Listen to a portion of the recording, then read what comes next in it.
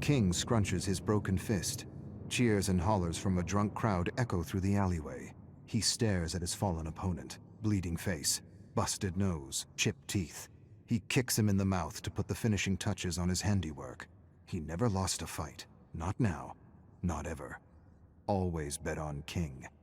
He glances over the crowd, spots Donnie, an old friend with a gambling problem.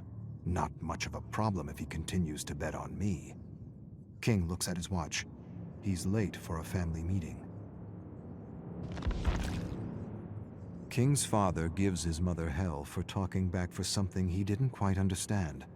It's always the same crap. King grinds his teeth. Blood and warmth rush up his face. Every scrap, every single one he won because he saw his father's face on his opponent. He wants to lash out, to say something, anything. But to say something is to be cut off. But this time he's not thinking straight, or maybe he is. His father raises a hand to strike his mother. It happens faster than the thought to perceive it. One moment he snatches his father's arm, the next he's beating him black and blue for years of accumulated shit. He walks away while his mother tries to help his father up. You're out. Never show your face here again, ungrateful bastard. Get out. He never really had friends. Not real ones, anyway. He had an entourage. A group of sods enjoying the high life with his credit card. Now he has no one. Not a single bloody friend to help him out. He had friends once upon a time in school, but that was long ago. He needs money. But money doesn't grow on trees, and no one wants to challenge him, not after what he did to his last opponent. He needs a job.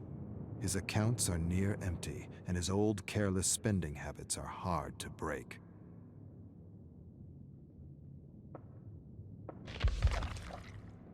He meets with Tommy. Tommy has no room for him in his apartment. Wishes he did, but he doesn't.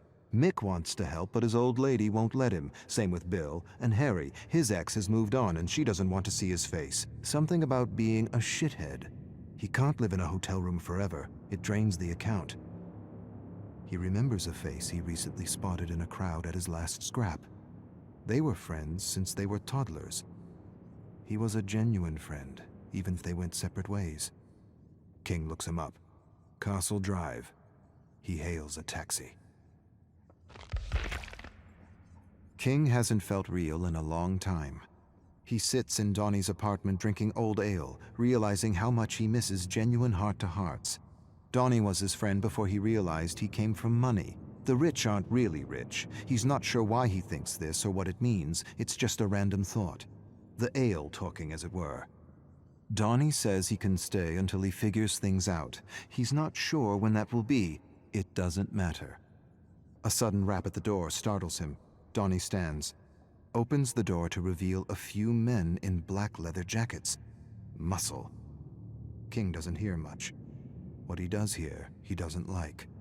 Donnie owes money and can expect a bundle of lead in the face if he doesn't pay. He laughs when he returns to the kitchen table. It's your fault, King. I don't know who to bet on anymore.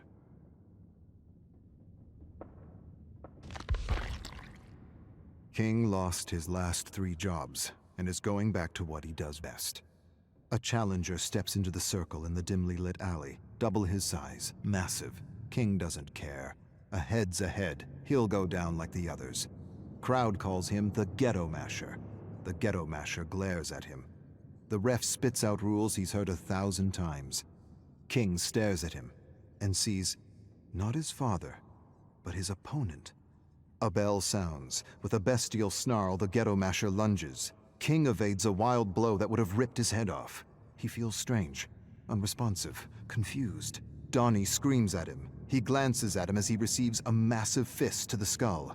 Black swirls across his eyes. He doesn't remember the thud against his skull. He doesn't remember his legs buckling. He doesn't even remember collapsing in a pile of festering garbage. He only remembers waking up on the couch in Donnie's apartment. He's lost his edge. His anger, his rage, his hate. Was that all he was? Donnie's asking if he's okay, and he's not sure. Am I okay? Will I be better? I don't know. Was it just a fluke? A lucky shot? Happens to the best. I feel wrecked. I am wrecked. Donnie bet the last of his cash on him. King's getting the hang of working behind a bar. Donnie sips a beer and tells him he needs to find another reason to fight. King tells Donnie he needs to get home before the beer he's drinking turns to piss, before he gets in trouble. Too late. King spots two men. They approach Donnie, grab him, usher him into the basement. Not a good sign. King rushes to help, but his manager yells at him to stay behind the bar. Screw it. He leaps over the bar and rushes to the basement where he finds Donnie being beaten by Ghetto Masher and Uncle Brass watching in his chair. King doesn't hesitate. He tackles him. They exchange deadly blows. Ghetto Masher can hardly keep up. Uncle Brass sends others after King. Doesn't matter. King's a whirlwind of destruction. He cracks Ghetto's knees and thrusts his thumbs into his eye sockets. An eyeball pops out, still attached to a series of nerves. Cries of terror. Ghetto Masher cups his eyeball, screaming for medical help, staggers and slams against the wall as more ruffians attack. Stop!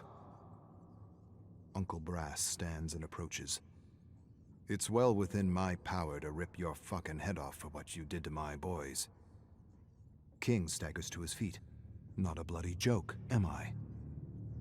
His debt is paid if you work for me. He straightens up and brushes his jacket, smiles. Always bet on King.